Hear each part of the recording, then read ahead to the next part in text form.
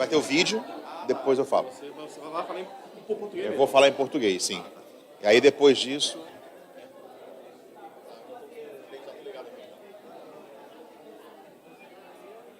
Fugir das plantas através daqueles que lutam para protegê-los.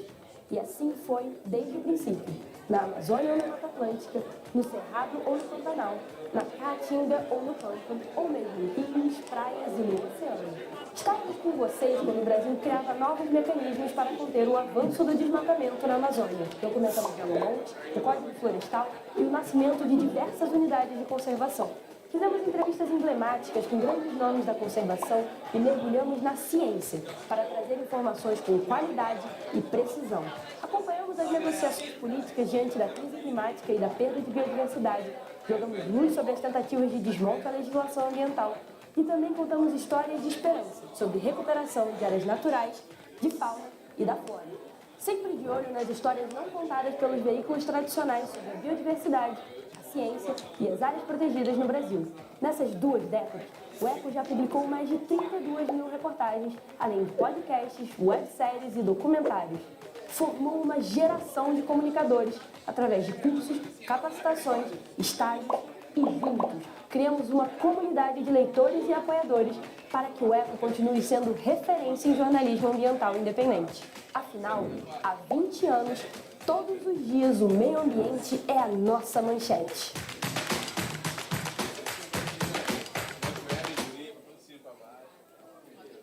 Boa tarde.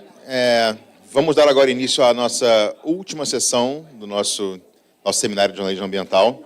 É uma entrevista em que quem vai ser entrevistadora, como ontem, é Cristiane Prizi, nossa repórter especial. E a Cris, ela é formada em jornalismo pela Universidade Estadual de Londrina e mestrando em conservação da biodiversidade pela ESCAS-IP. É former fellow da Universidade de Cambridge, no Reino Unido, onde desenvolveu pesquisa sobre a comunicação nas mudanças climáticas e há 17 anos atua no jornalismo ambiental, incluindo a cobertura de conferências da ONU sobre o clima e política ambiental brasileira. Por seu trabalho, já foi premiada nacional e internacionalmente e desde 2007 colabora com o ECO. Cris, por favor.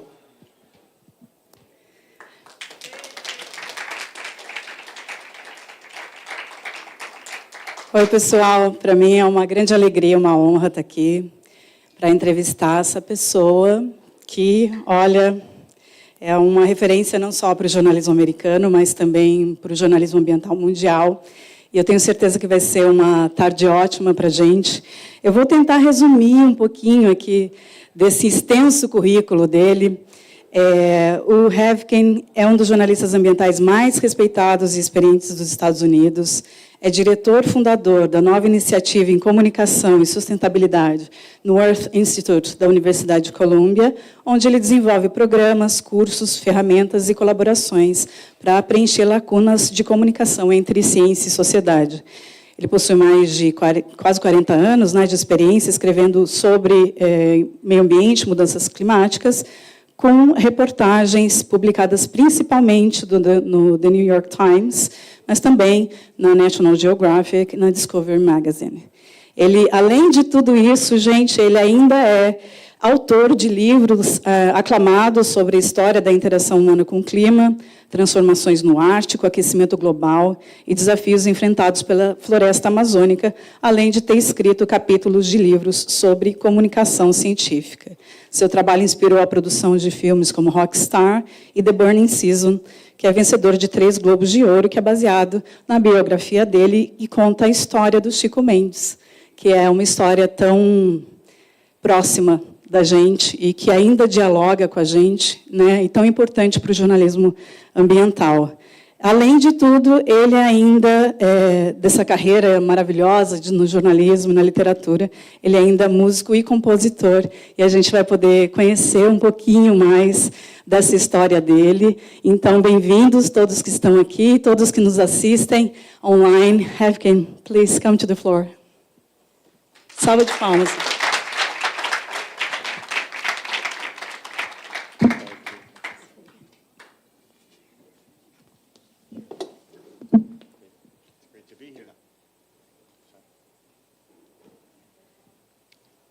Muito obrigado.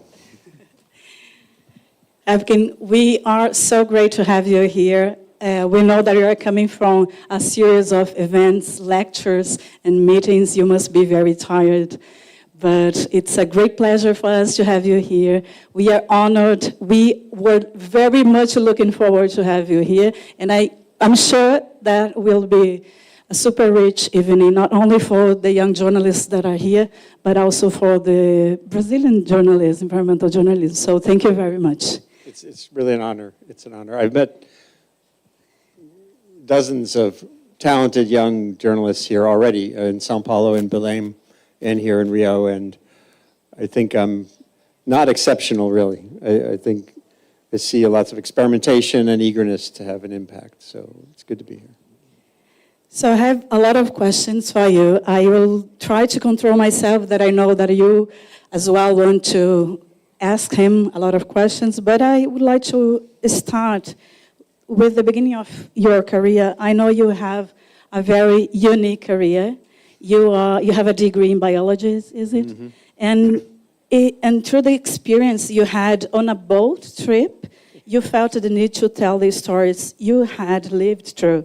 So can you briefly tell us how you got started in environmental journalism?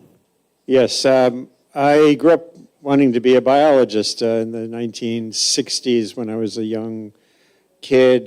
Jacques Cousteau, the famous French marine explorer, was on TV, and he wrote books, and I lived in Rhode Island on the ocean and loved the idea of exploring and understanding that living world. When, after college, I was overseas. I got a fellowship to do a project in the South Pacific, and then I ended up on a sailboat by accident. And that took me for a year and a half into some very unusual corners of the world. Like way before I was a journalist, I was in the Maldives, which are now have become kind of a symbolic of sea level rise. The Maldives are 1,000 islands scattered in the ocean south of India and Sri Lanka, and we sailed through there. And I was in the Red Sea before all these wars have made it a very complex place to travel. Right now, where that super tanker is burning in the Red Sea from the Houthi rebels, we were in those islands on that sailboat in 1980. And seeing that world made me want to be a journalist, because I kind of want to tell everybody what I'm seeing. And I loved photography, and I was, had a film camera and trying to take pictures. And then I got back home, and it was clear that it's not easy to be a journalist. You don't just become a journalist because you want to be one. I went to the graduate school at Columbia and learned the basics, and then that was it, off and running. Yesterday we were talking with the other participants. It's a very philosophical discussion, but we were talking about how environmental communication often doesn't come into our lives as a personal choice, but rather as a calling from life itself. And it happened to me. I didn't want to work with environmental journalism when I was in the university, but it came in my life, and I really became in love with that. And do you think it was a calling from life for you as well? It's an interesting question. I think I was attracted initially to the splendors of biological diversity, the oceans and forests. But it became clear to me as I began to report on these questions that the social, the human ecology was a key component of any of these stories. I wasn't just writing about fish and trees, that it's the people who determine the fate of everything that we think about when we think about the environment. So that was not natural. Again, I was attracted to nature, and I started reporting on human nature, behavior, politics, and some of that was not easy. It's harder, but it became essential. So I went from thinking about nature to human nature, and that really was my key transition. But how was the process of becoming an environmental journalist? A journalist, actually. Was it a natural thing, or you had to go through like a training to learn how to write? How was it? the thing that was definitely took training was writing on a deadline, which I'm sure everyone in this room who's, whether I was in the journalism school or not, when I was at the New York Times, one of my first articles at the New York Times when I just started there in 1995 was a simple story about the city's park council had met about a little park on the waterfront of the river, the Hudson River, and it was 5 p.m., and my editor's kind of circling. This was when we were all still in a newsroom, not on, sitting at home. And my editor said to me, as the clock was ticking, Revkin, this ain't no seed catalog. And a seed catalog is like, something that farmers will buy seeds from. It's a newspaper. The printing presses in 1995 were still in the same building, the New York Times, in Times Square. And if you didn't hit send, there's no story and you're fired. You didn't say you're fired. So it was the pressure of reporting on deadline, I think, that was really hard. And before I was at the New York Times, my journalism, I started out in magazines. And in magazines, you have time. Most of the time you have time. And there's a fact checker. And you edit and you rewrite and you can kind of suck your thumb and think big thoughts. But in a newspaper, it was very different. And journalism went through a lot of changes in the formats. And you have been changing yourself as well to be in this new era of journalism. How was this process for you? Because I think for us, I write for a website, but for me, it's so hard to, for example, to record a video or to be in front of the cameras. It's something that, it's super hard for me, but for you, it seems so easy. How was this process for you to attend the demands of the communication? Yeah, I think it started when I was at the New York Times. My time in the magazines in the 1980s didn't have this multimedia component. I did do some stories where I did take the photographs too. As I said earlier, I love photography, and that was always I was always thinking visually. But it was being at the New York Times and realizing the limits of what's considered an article that goes on the front page. There are all these requirements. It has to be, front page news is something that's new. It's something that's dramatic and relevant on that day and has to have certain elements. And climate change, biodiversity loss, the other issues I was writing about were really hard to translate into an article that's simple and dramatic and can compete with the news from the other departments.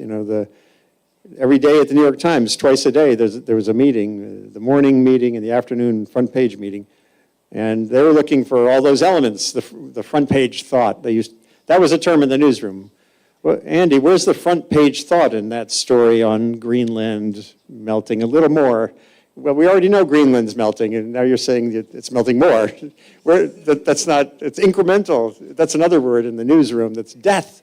Death for a story is incremental. Oh, isn't that incremental? So I was tired of all that, and that's what led me to start a blog at the New York Times in 2007, because, and no one said, hey, Andy, we need a sustainability blog. I just felt it had better dimensions for the complexity of the stories we think about. Climate change is not one story. It's behavior, technology, politics, earth science, climate science, ice science. So it felt better to have a multidimensional mechanism for telling that story. And the other thing that sucked me into blogging, which had started even a few years earlier at the New York Times, was it's a conversation with my readers. And a front page story was not a conversation. An article is just a one-way. I talk to the world, I translate it, I write it, and we send it to the world, and then I go have supper, and I'm done, right? And a blog was much more like a conversation. But nowadays you do a podcast as well. Yeah. and you are very active on social media as well. Do you do TikTok videos as well or not? I've tested the waters on TikTok. I'm sure there's many people here who are more skilled. I haven't spent a lot of time on TikTok, but I do think that, again, visual, video, graphical means of communication, especially in this environment, are really important. But I will say, most people, sadly, I think, still think of success in the online environment as being a function of clicks, eyeballs. And I'm not satisfied with that. I did a blog post. I showed this a couple of days ago, one of the other meetings I did. The .earth post that I did that had the most views, hundreds of thousands of views, was on a sinkhole that had opened up in Guatemala City in 2010. Right in the middle of Guatemala City, this giant hole in the earth formed. And I was one of the first reporters to get the picture from a government office. And it was super viral. It was viral before Twitter was a big thing. And I was very proud of myself. And then later I thought, why didn't I dig a little deeper and actually offer something more than just the wow of the picture?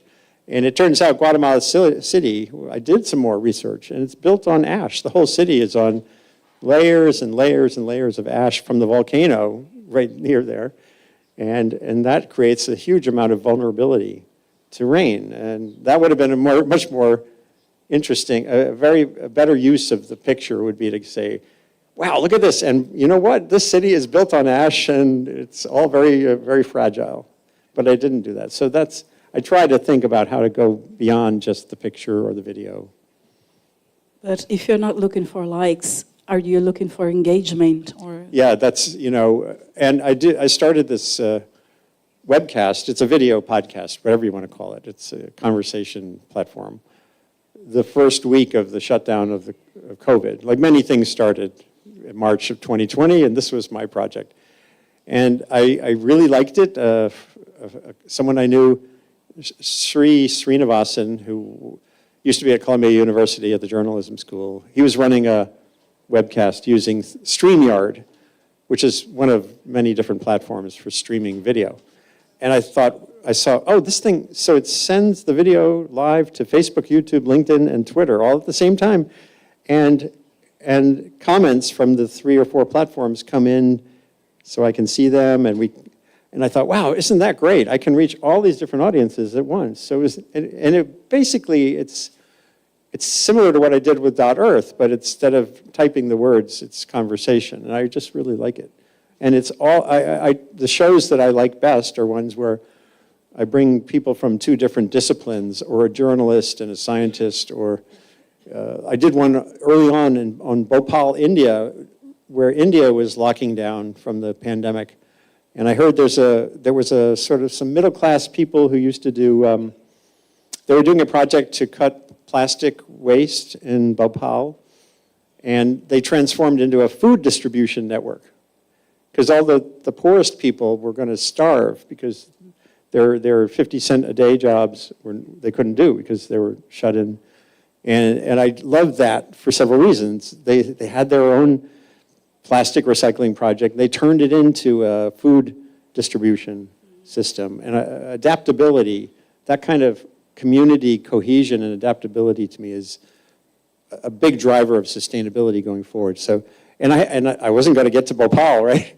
And so I had this conversation, and there were 3 people in different parts of Bhopal live. One guy was in his car driving food to somewhere, and I had them in my office, basically, my virtual office.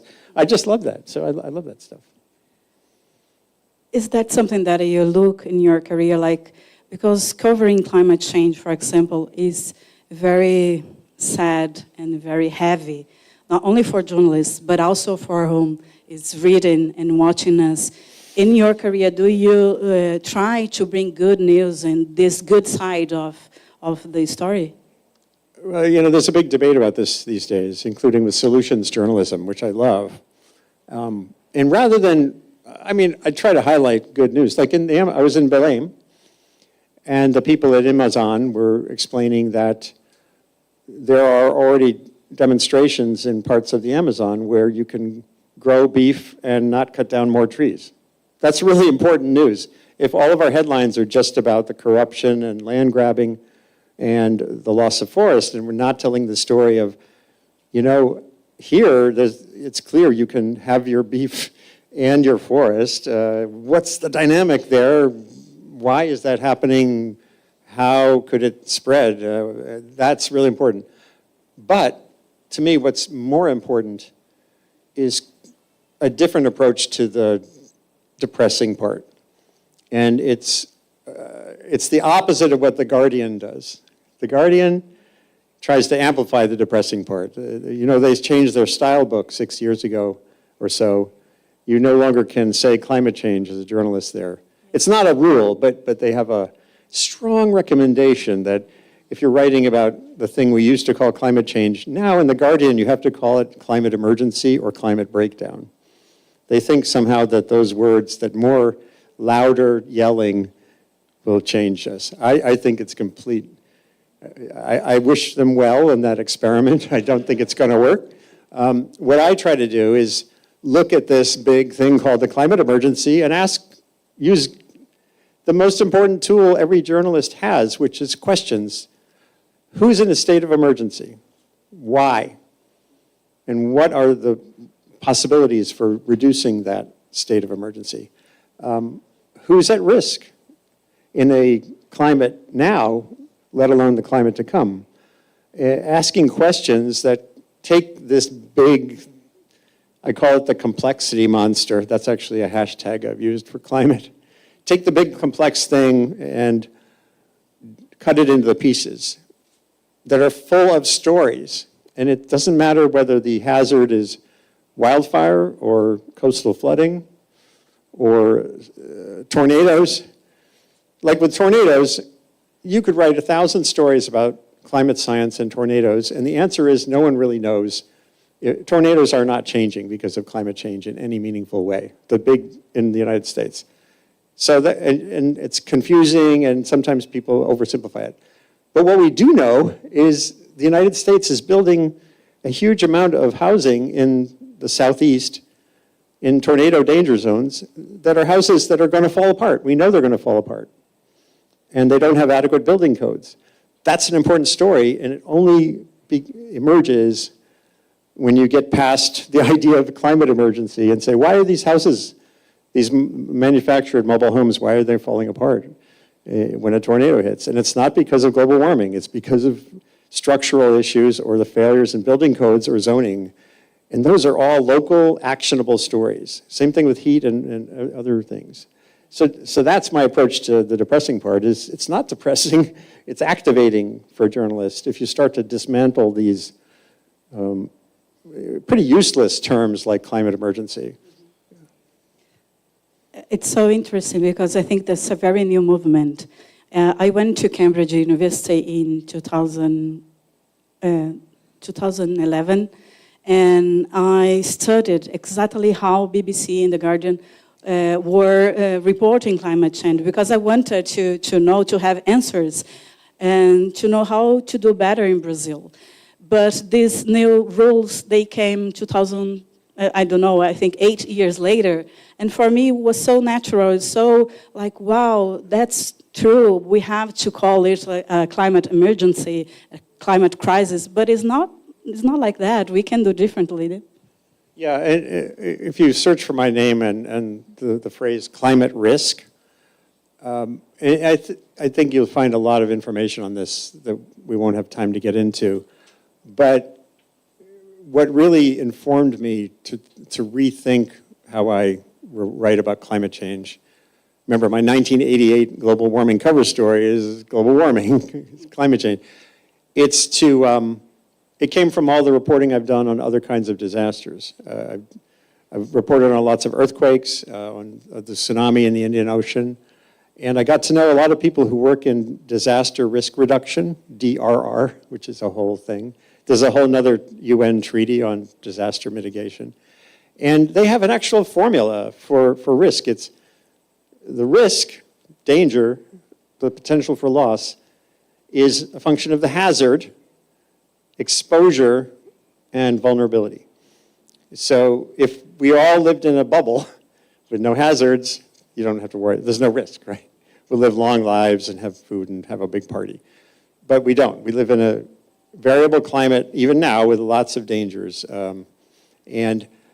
But it's only dangerous. You have your hazard, and climate change is changing some hazards, especially heat. That's the clearest signal, climate change. Extreme heat is getting more extreme. But you still have to have exposure and vulnerability to have a disaster.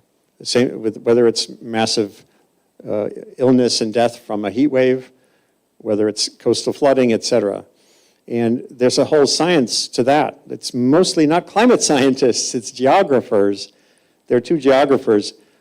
If you want to, again, to save time, just Google for the words expanding bullseye. You know, a bullseye is like a dartboard. And all around the world, communities are building expanding bullseyes, meaning the darts are the hazards, floods, fires. But we're building more exposure and vulnerability in zones of danger.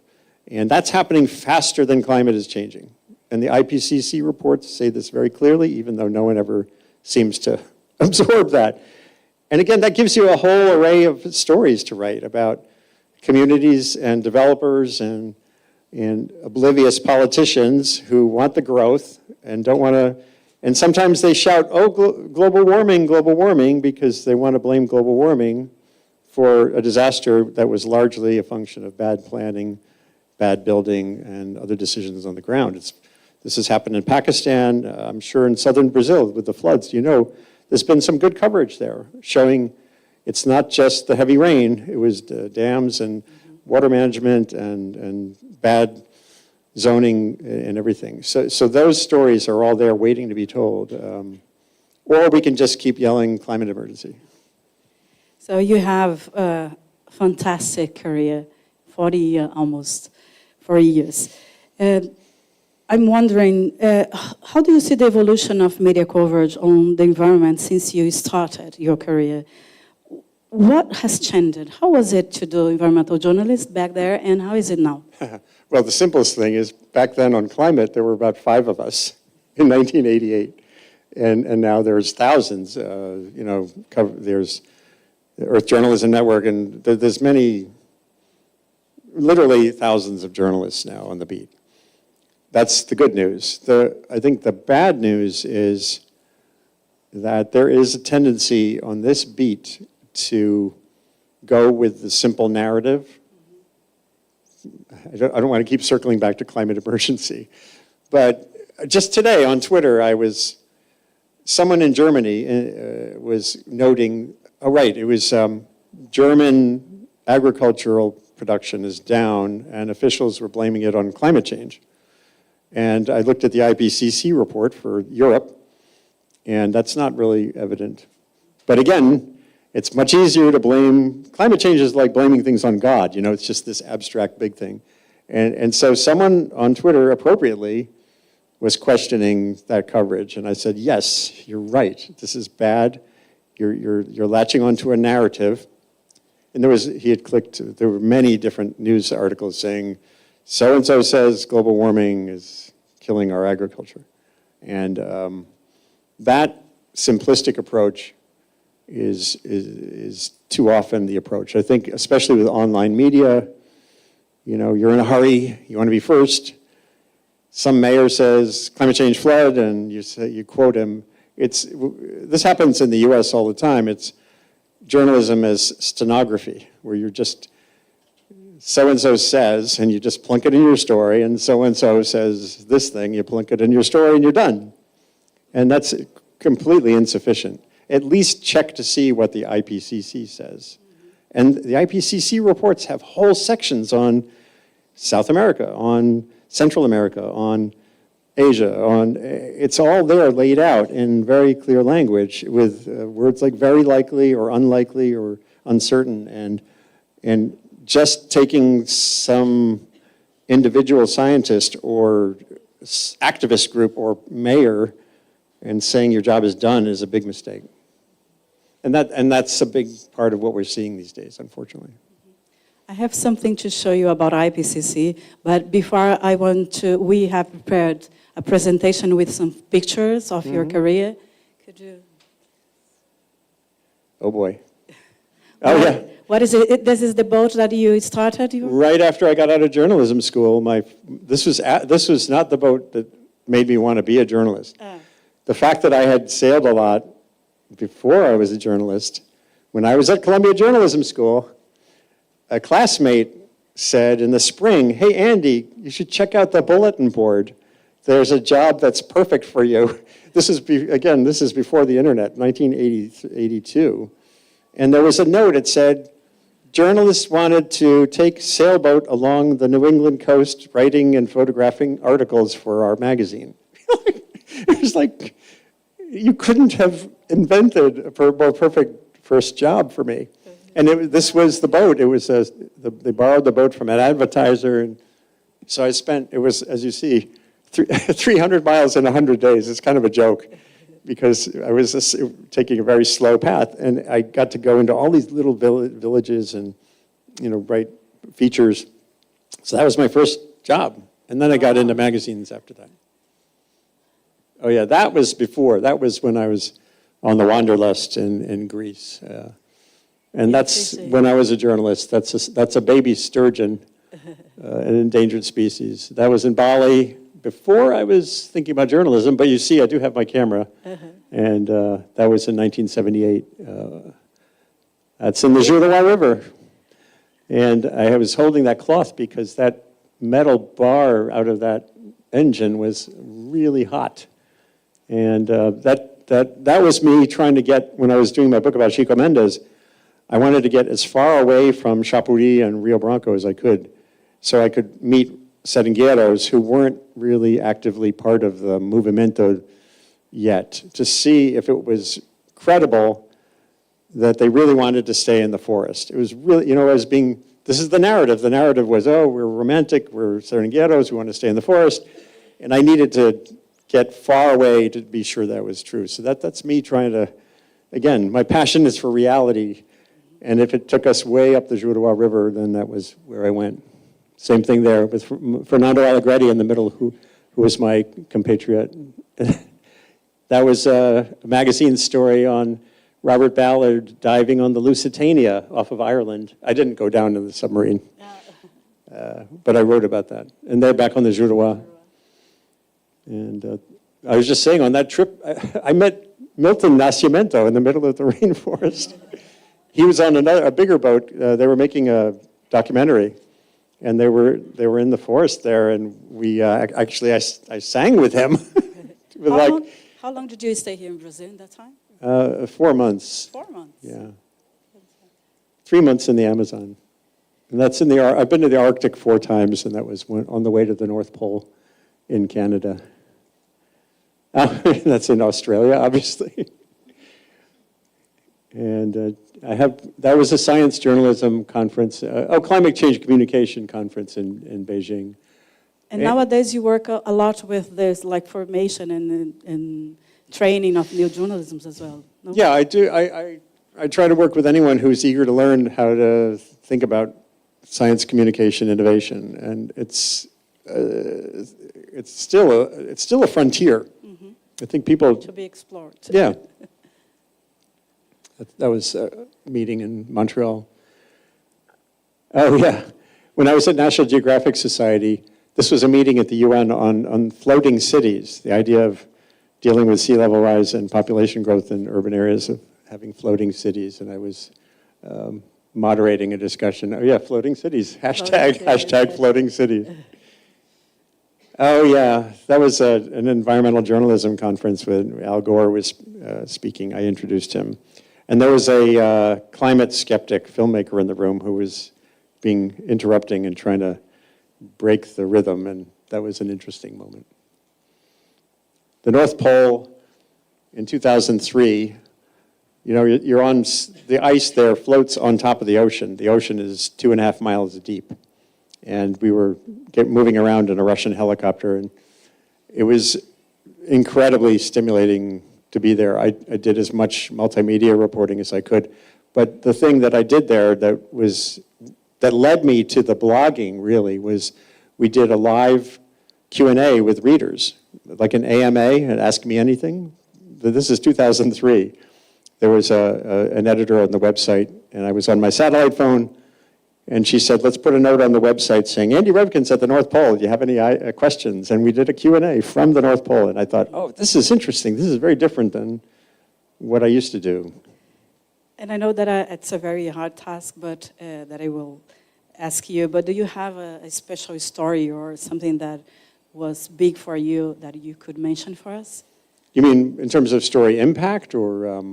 I don't know, that you liked to do or you had. Well, this was impact? ridiculous. You know, it's so privileged, one of the great privileges of being a journalist on this kind of beat, if you're at a place like the New York Times, but especially back then, was you could go to the ends of the earth, literally. And I couldn't do a lot of reporting at the New York Times here in Brazil because we already had a correspondent in Brazil. Mm-hmm. I couldn't do it in Africa. So we already had correspondents in Africa. But we didn't have any bureau at the North Pole. So I went to the Arctic three or four times because there were no other journalists there. And the Arctic was really a big chunk of, when I look back, it was very special reporting because it's also one of these issues where it's incremental and hard to make it meaningful to the average person. And I tried to do that in various ways. And you have a lot of books written as well. Yep, I do. And that one I did with my wife. It's 100 moments in our learning journey on climate and weather. And Lisa, my wife, was an environmental educator, and we worked on that together, and we are happily married still. Mm-hmm. Just like, oh my God, I'm forgetting her name at Globo. She works with her husband. Yeah, Sonia Prizi. Yeah, she and her husband work together, so that was fun. So later on, I'm going to show them your music as well. Yeah, okay. But I want to ask you, what do you consider the biggest challenge in communicating climate change to the general public? You're talking about to be clear, to translate scientific findings to the general public. Yeah, I think the key thing, every challenge is an opportunity. It's just a different perspective. And the key is to think about the community who is most at risk, or has the greatest opportunity to build better lives, and make your choices about what you cover and how you get at it with that community in mind. And that's, I think, why I don't think so much about writing fancy cover stories in magazines anymore. They're great, but they're for privileged people who read magazines. In the United States, the New Yorker and the Atlantic. And I make my choices I'm just trying to propagate, not even information, but ways of sharing information. I would love to see these conversations that I do propagate. So I try to model in the work I do practices that people can take and do on their own. And I try to amplify other work. This is, now that I'm, at this age of my career, one of the best things I could do is amplify or improve the work of others. I just met the folks who are doing the favela, the news project here. I'd like to see if there's some way I can help them with that project. There are other people in other parts of the world doing similar things. I'd like to connect people working on challenges who are over here and over there and don't know about each other. So my sense of success now comes from connecting people with information or with other people who can then push things further on their own. But do you think people are more interested in environmental issues nowadays, or it's a hard task to create engagement? It's still hard. If you're selling the big idea of global warming, you can keep selling that for another 40 years, and it won't really change people. COP30 and the meetings like it, people go there expecting some dramatic, magical concession or agreement. And what I've learned in covering those for all this time is those meetings, the most important reporting to do related to the COPs is in the months between the COPs. Because what they really do, they memorialize what countries have already decided they can do. They don't determine what any country is going to do. And that's, I think we all had, until Copenhagen in 2000, whenever that 9, there was this magical thinking that we're going to get a binding agreement. It's going to get everyone in the world cutting their greenhouse gases. And that's not how the world works. The Paris Agreement had a flexibility to it that some environmentalists thought was a failure because it's not binding. What's the word in Portuguese for binding? I'm not sure. Enforceable. And say again? Yeah. So, and that's not going to happen in a world of 200 countries with variegated interests and politics and stuff. And I think I drifted a little bit. I can't remember the core. I was asking if it's still too hard to create engagement. But the thing that's not hard is vulnerability. The story of local vulnerability and what you can do at the community scale to reduce it is activating and exciting. Whether it's heat or these other hazards, there's just conveying to community, this part of this big, monstrous complexity thing is yours. And you can do it with zoning, with better community cohesion. And a lot of it's not technology. In the mid-1990s, Chicago had this horrific heat wave in Chicago, killed hundreds of people. And Eric Kleinenberg, a great writer and sociologist, did a book about it. And his research found that in Chicago, the parts of Chicago that had lower death rates, it was because they had higher social cohesion. Someone knew where the elderly person was who has asthma. And, and that's not technology or law or anything. It's just something any community can work on. And I've tried to focus my writing on some of these techniques for boosting that. And every story is interesting and engaging and exciting and something that's actionable, something you could do something about. And that's all around. I would like to highlight that we have a lot of participation online. A lot of people, sending messages and compliments to you. So thank you very much for you guys who were watching us. In 2016, you wrote an article that was entitled, "Can There Be Passion and Detachment in Environmental Journalism?" We translated it. You can see it at OECO.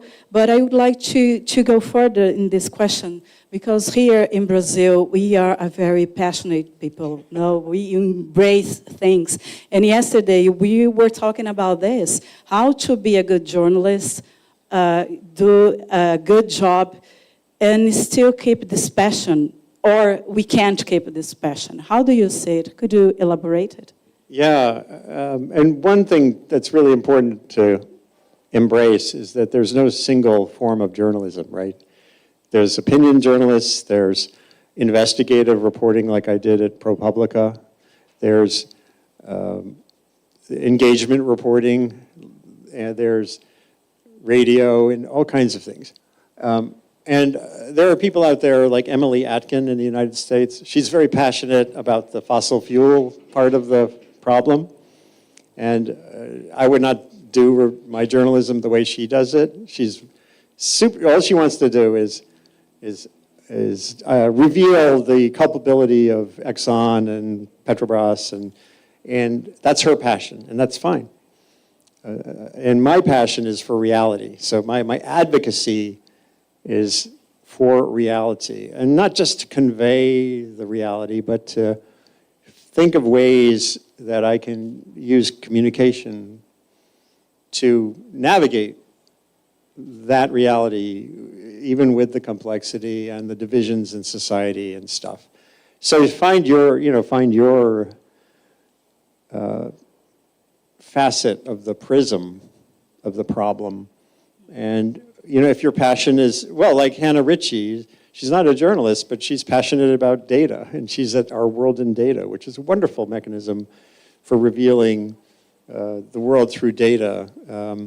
That's her thing, and find your thing and harness the passion. And there's no way to sustain the energy to do this if you don't have that feeling of you wake up in the morning wanting to do some of this work. So just find your passion and go with it. I'm not saying everyone should have my take on it. You know, that's just what I try to do. We have a video clip to show you guys. Dani, cadê ela? O PA vai colocar para a gente. So besides being everything that you are, a journalist, a writer, a lecturer, a professor, you also, it's a multimedia artist. You sing, you have a band. How is it in your life? You wrote in your website that you describe yourself like a lifelong solution seeker via journalism, sanity sustained via music and family. So you mean, how do I balance all of that? Or the music, I couldn't really navigate life without music. I was enjoying making music starting when I was 17. I think, you know, I never made money with it. And then I started writing songs in probably around 1990. And I got to know Pete Seeger, who was a famous American folk singer and activist, and we were neighbors, and I played with him off and on for 20 years. In the Hudson Valley, Hudson River Valley, north of New York City, is just full of musicians. And to me, it is another way to tell stories. And I just find it fits in to the space where journalism isn't very good at going. You're telling stories with emotion. Although I've done some of my songs, I've fact-checked. They're just like a narrative story. I did a song about the history of our national cemetery, Arlington, when I was passing the cemetery while I was on assignment for the New York Times in Washington, and some people got on the train, and I heard them, they had been at a funeral, and they heard from the preacher that the cemetery was running out of room because, you know, soldiers keep dying and veterans keep dying. There are 250,000 people buried in Arlington. And 36 people are being buried every day in Arlington. There's 36 funerals every day. And I started digging in on it, like, oh, maybe this is a story. But someone at the Baltimore Sun had already done a really good story about Arlington. So I wrote a song because that line just kept going in my head. Where would they go when there's no more room in Arlington? And I showed it to Pete Seeger, and he thought it was good. And so that's just part of what I do. We're having some technical problems, so I have a lot of questions for you, but I will open the mic to the floor. Guys, who wants to ask Revkin some questions?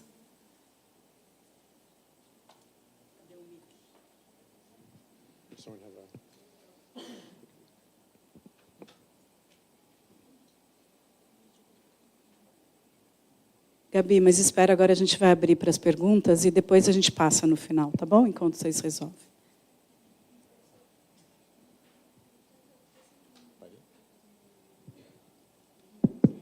Hi, Andy. I'll ask my question in English to make it easier for you.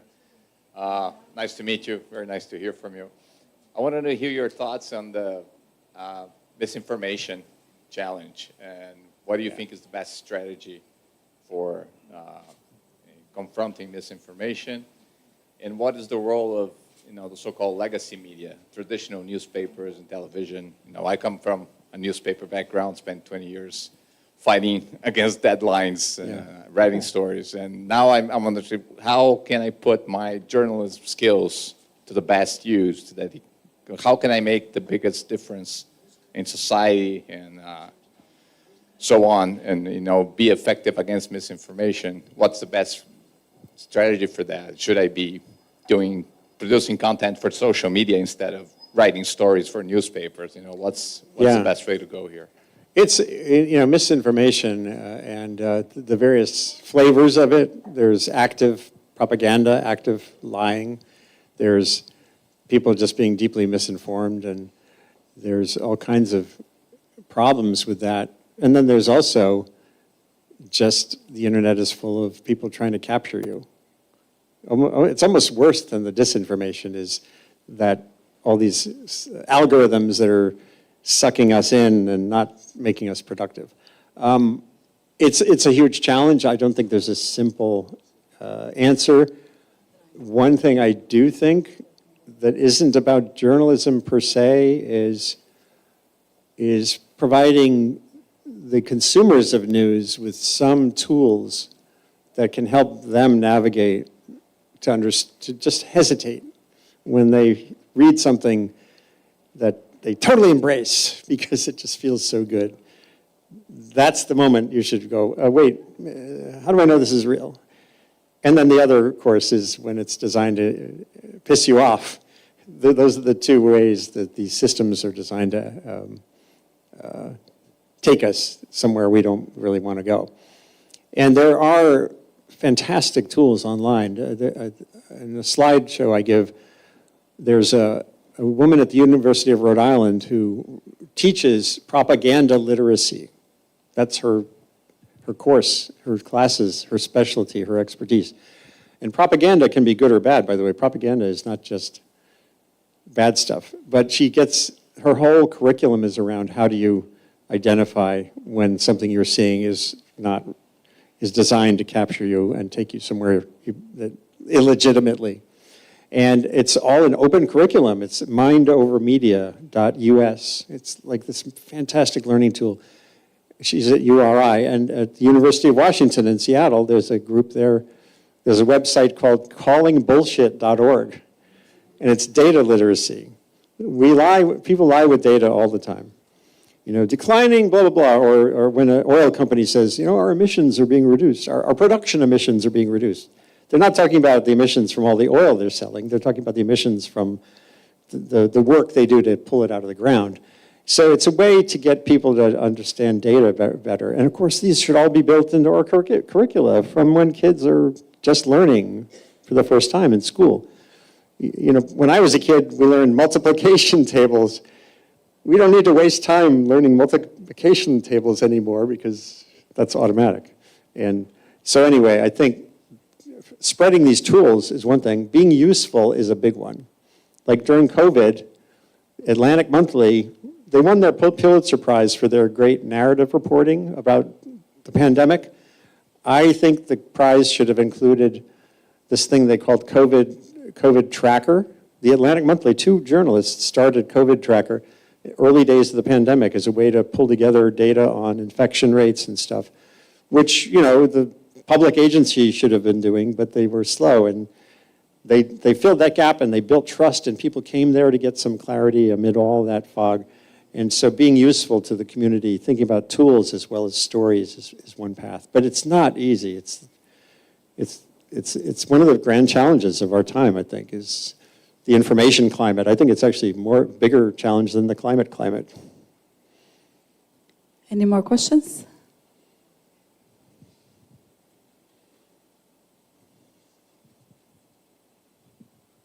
Hi, Mr. Revkin. Pleasure to listen to you. There was a moment earlier on that you mentioned that your passion is through reality and how to reflect upon its complexities of the human relation with nature and all that. And in some ways, it kind of reminded me of the work of Ansel Adams, photographer like earlier on. Mm-hmm. And I was wondering if his work had any sort of influence or inspiration on how you see photography in this area, or if not him, if there were other examples and not other inspirations for your work. Yeah. Well, photography and film also can do extraordinary things to convey the full sweep of reality in places that most people would never see. When I went to the North Pole, I didn't have to bring a camera. I didn't have to bring a video camera, but I did because I wasn't going to go there without bringing back every possible dimension of the story. And it turned out that the sound of the ice was unbelievably interesting. And the video I had of the shifting, grinding, vibrating sea ice got hundreds of thousands of views in 2003, you know. And if I hadn't thought to bring a camera, I would have missed that opportunity.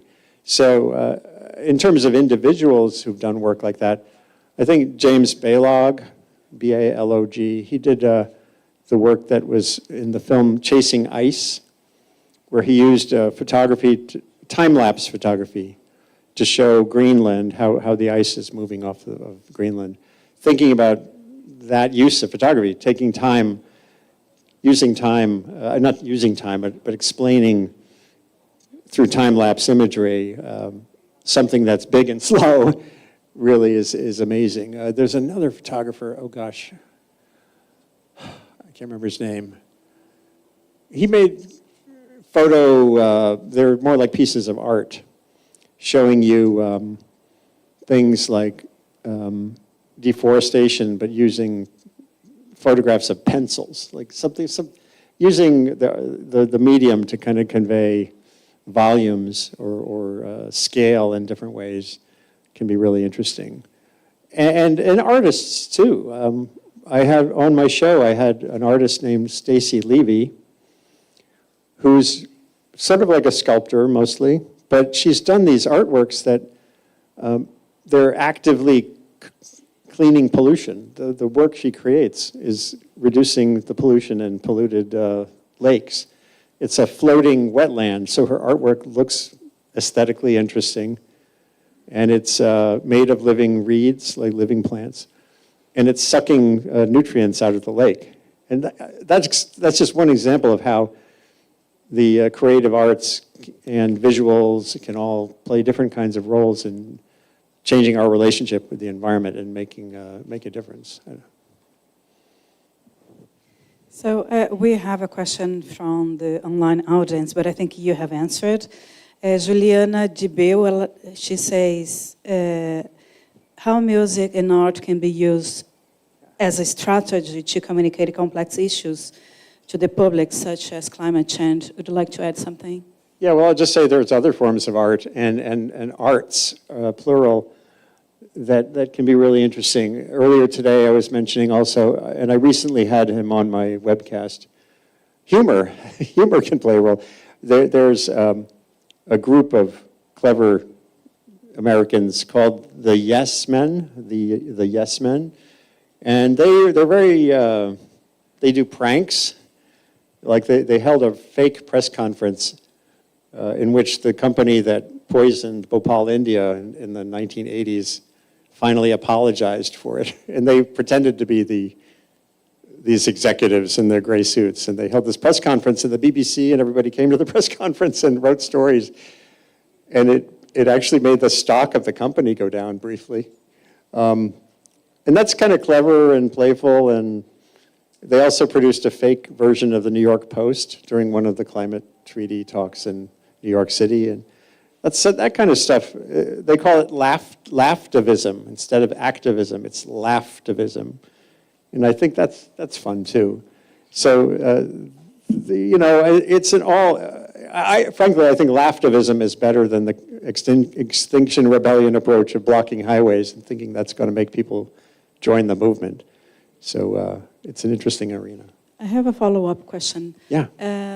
You mentioned the humor, but here in Brazil, it seems that everything become like a joke. We really love joking. So how to don't make it too shallow, that you can't talk about important things? Oh boy. Well, the humor is sort of like what I said earlier about when I wrote my blog post about the sinkhole in Guatemala.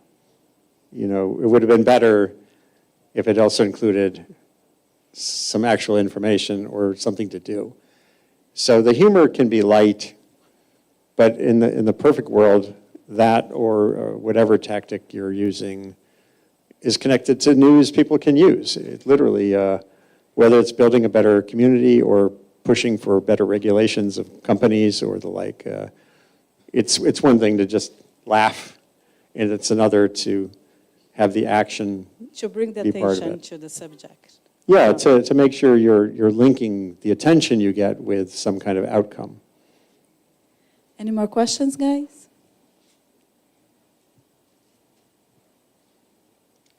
A gente tem uma pergunta lá atrás, aí eu passo para você, Braulio. I'll be brief, I was told. Andy, I would like you to reflect a little bit about audiences, and especially audiences from the global north. Just a bit of context. I was with a correspondent yesterday here in Rio from Germany, and he was saying, like, I have just the chance of doing one story per year about the Amazon, because this is like every story about the Amazon is the same story for the audiences in the global north, because they think, like, you know, like it's too much to tell stories of deforestation more than once a year. So I would like you to tell us what is the interest right now in the US or Europe, if you know, about stories about deforestation or environmental defenders, and if that has changed since you started. Oh boy, I would guess, and this is kind of a guess, that Americans are not very interested in the Amazon right now. That they're interested in the economy in the States, which is still recovering from the pandemic. They're interested in, you know, the issues close to home. This is part of the reality of these global changes. Is it's hard to get people to get outside the bubble of what's near and what's now.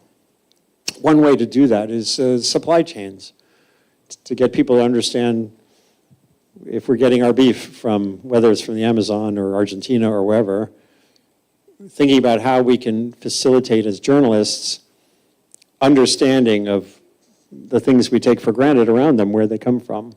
And I think there's been some evidence, like when Canada's wildfires were sending smoke through New York City and Washington, that was connecting those places with faraway places.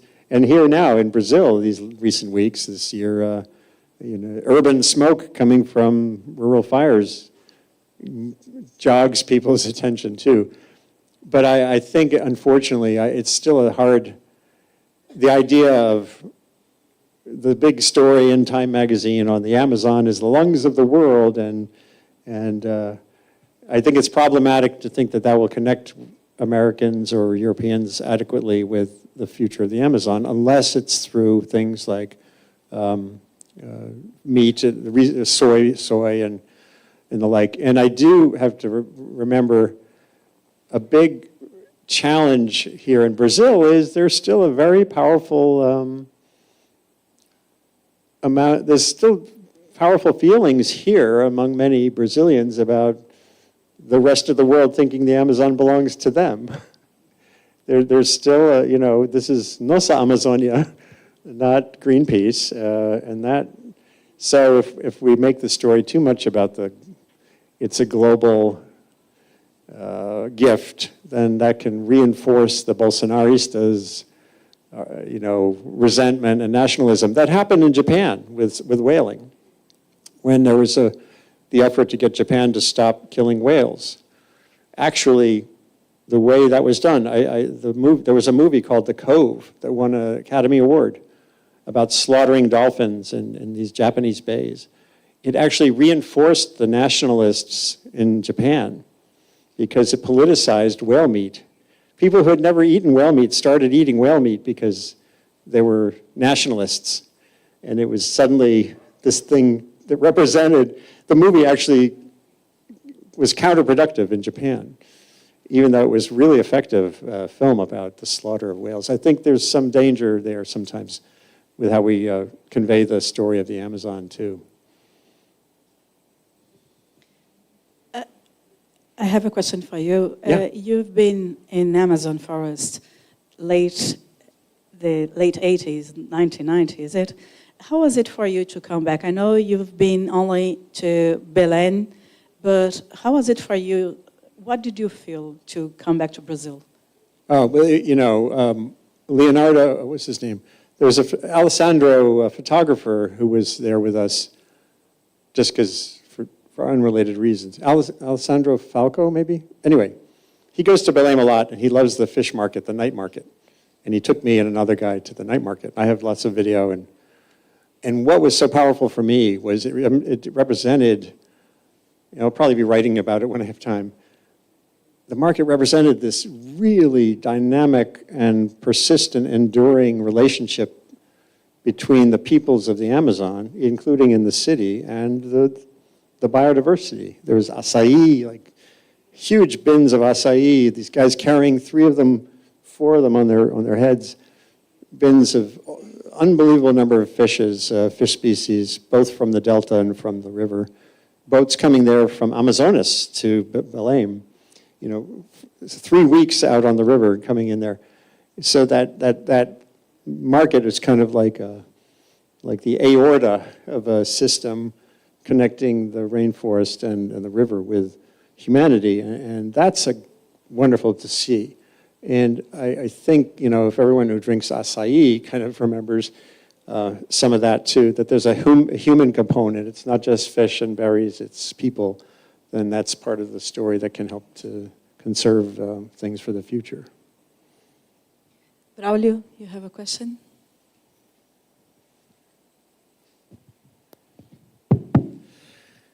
Thank you for all these wonderful memories. Based on your experience,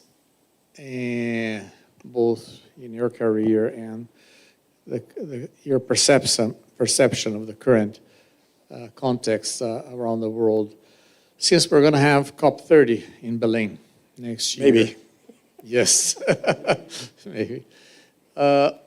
What would be your advice to young journalists that you see here in terms of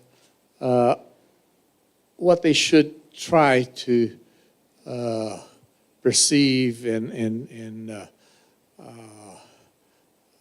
persevere in developing their careers, and the fact that most of the global warming is caused by rich countries consuming fossil fuel.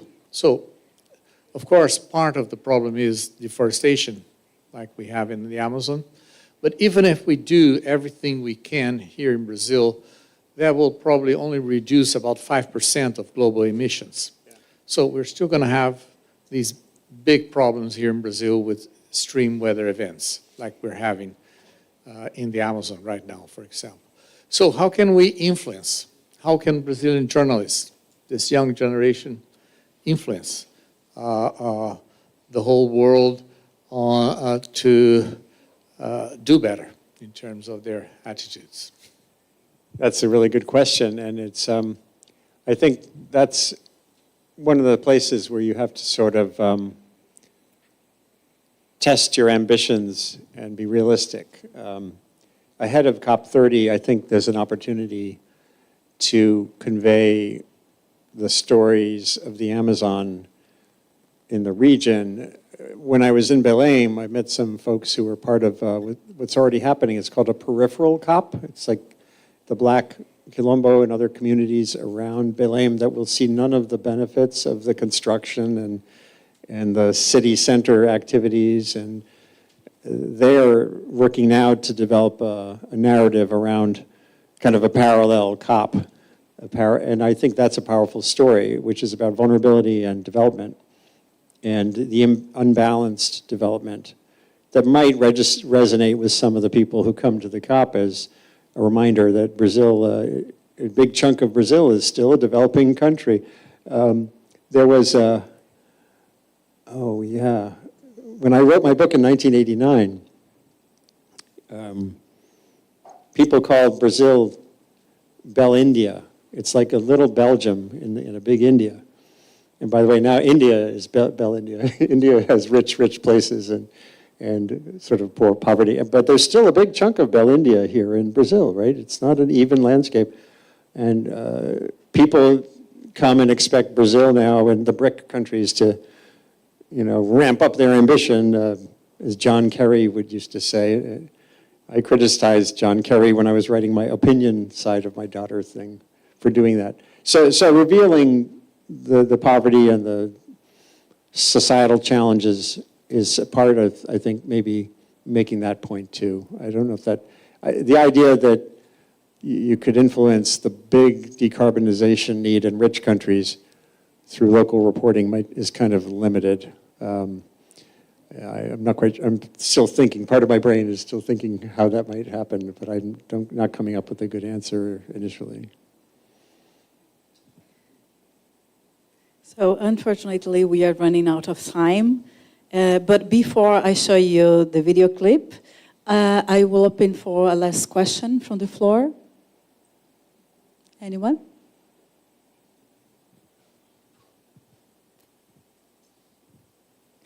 Hey there.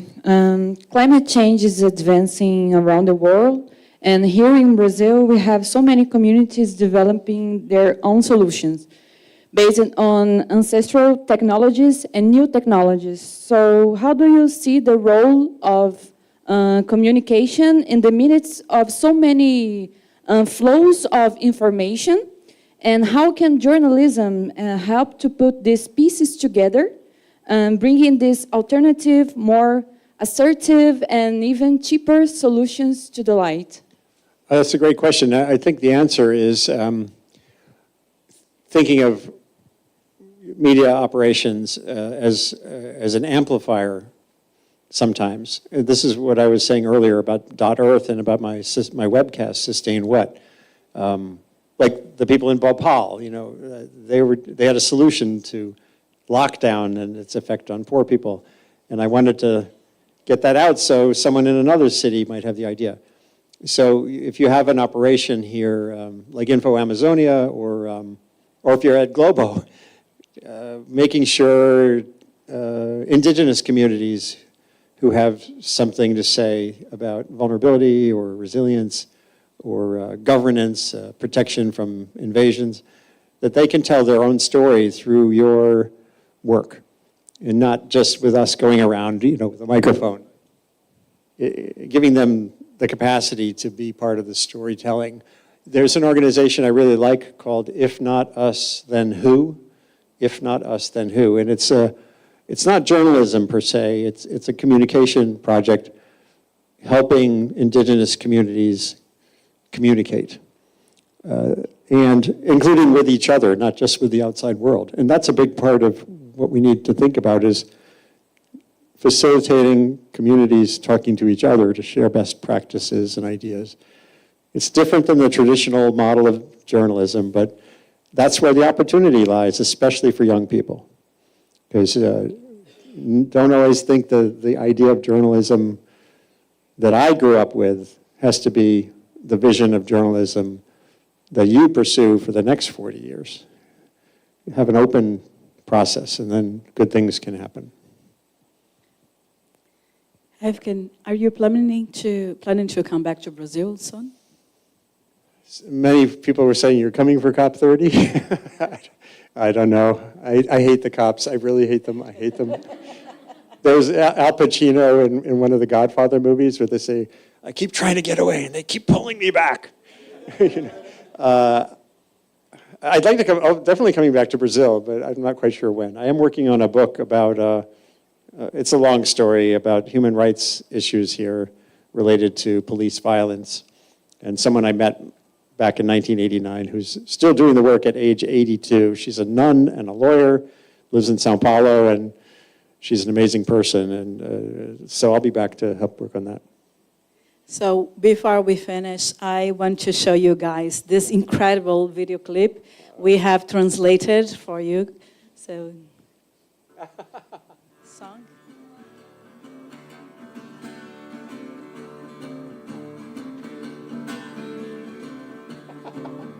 I have to warn you, it will go in your minds like... It took 1,000 generations for our species to rise, but gathering and hunting was no way to get by. We yearned to burn more than dung and sticks. Then someone came along and said, hey, try lighting this. He opened up the ground and showed us coal and oil. Said, come liberate some carbon, it'll make your blood boil. Liberated carbon, it'll spin your wheels. Liberated carbon, it'll nuke your meals. Liberated carbon, it'll turn your night to day. Hey, hey, come on and liberate some carbon, babe. It's the human way. For now.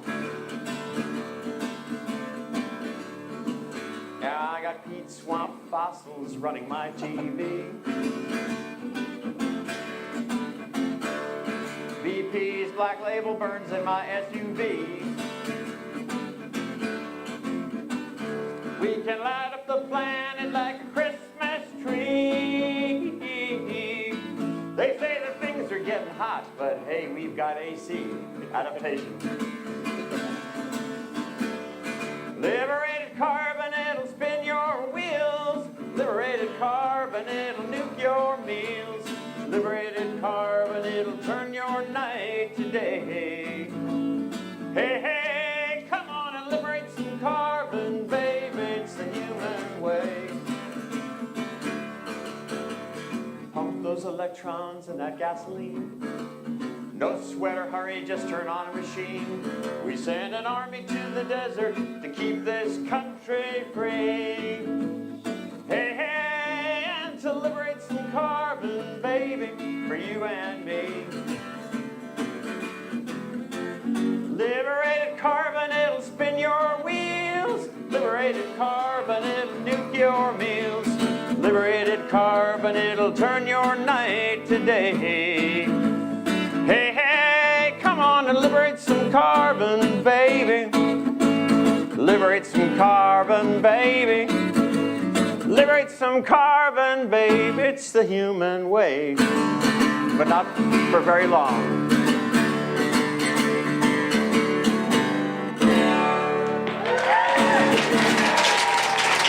Thank you.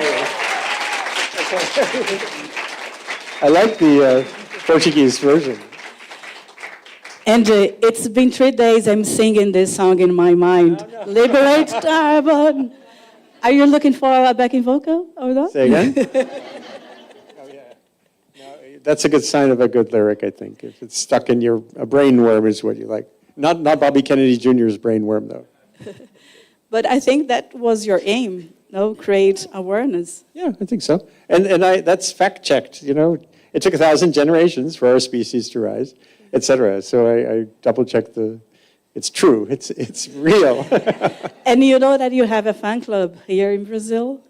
You have a band that we have. Is it true that you play this? You guys play this song? Gustavo, he is my former editor in.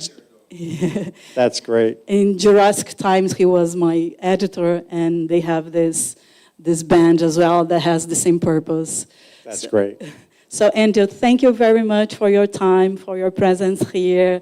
It's a pity that we are running out of time, but I would like to ask you to leave a final message to not only for the young journalists that are here, that are watching us on the internet, but also to the environmental journalism in Brazil. I'm just going to repeat that, you know, there's no such thing as climate journalism. It's just journalism. Use the basic tools, who, what, where, when, why, and don't be fooled by narratives, wherever they're coming from. Pause and examine, and take apart the complexity monster, and you'll find lots of action and solutions. They're all great stories. That's what I'd say. Thank you very much, Andy. E muitos aplausos para ele, gente, por favor. Thank you.